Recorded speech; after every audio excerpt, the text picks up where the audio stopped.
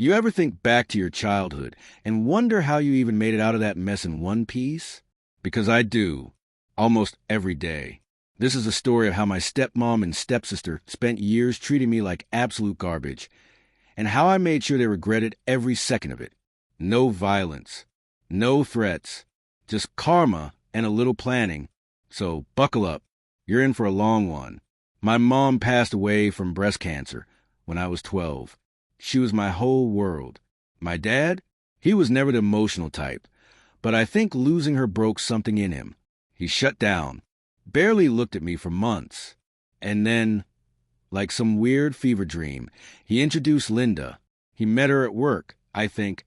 She smiled a lot, wore tons of perfume, and clung to my dad like he was a winning lottery ticket. She moved in fast with her daughter Haley, who was just a year older than me. And just like that, my life flipped AT first.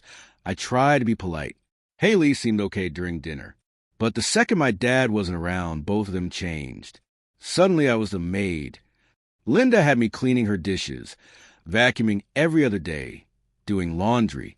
Do your part if you want to keep living here, she'd say, acting like I was freeloading in my own damn house.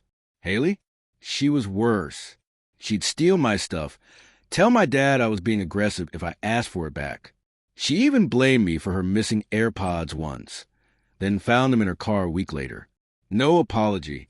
And the crazy part? My dad always believed them. Always. It was like he couldn't see through Linda's fake-ass tears. So I stopped trying.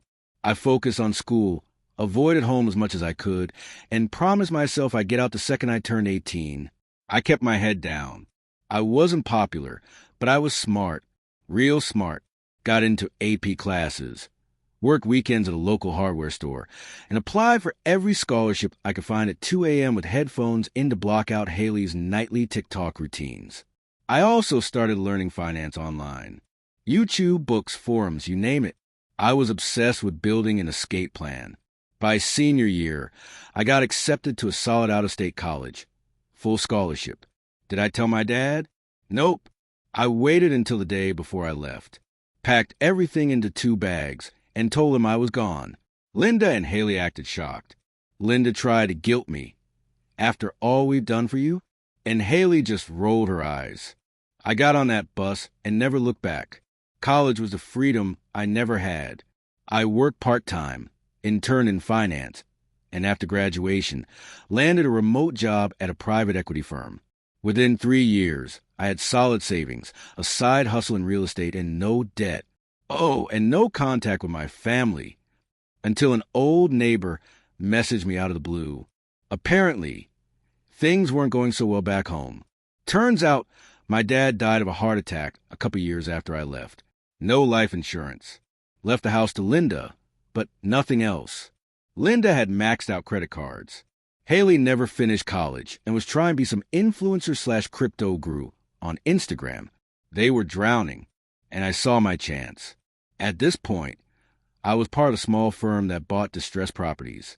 So I talked to a friend who managed acquisitions, and I bought the house. Their house. My house. Well, not directly. That would have been too obvious. I used an LLC under a fake name and offered just enough to cover their debt and get them out. They took the offer immediately. Desperate people always do. On move-out day, I drove down and parked right out front. Wore a suit, just for fun. Linda opened the door and froze. What are you doing here? I smiled, just checking on the property. New owner and all. Her face dropped. Haley came out next and went pale. You bought it? Sure did. They started screaming, something about betrayal, family, loyalty. I just stood there. 2 days, I told them, get your stuff out. After that, everything goes in the trash. They called me heartless. Said my mother would be ashamed. That one stung for about 3 seconds. Then I remembered all the birthdays they ignored, the dinners I ate alone, the nights I cried in the garage because it was the only quiet place in the house. Yeah, I was done feeling bad. But I didn't stop there. I emailed a local news outlet that runs finance columns and human interest pieces.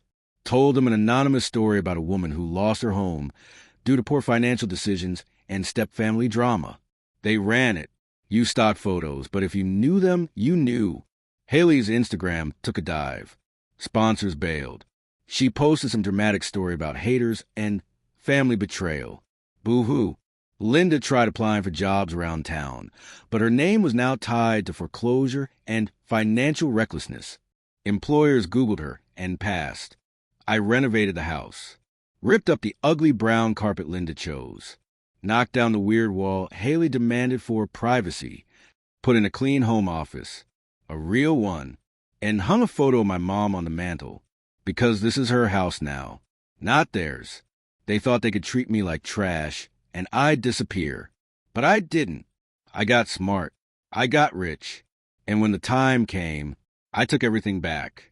Quiet revenge is the loudest kind. And now, I sleep like a baby. Do you think I did the right thing? Drop your thoughts in the comments section below.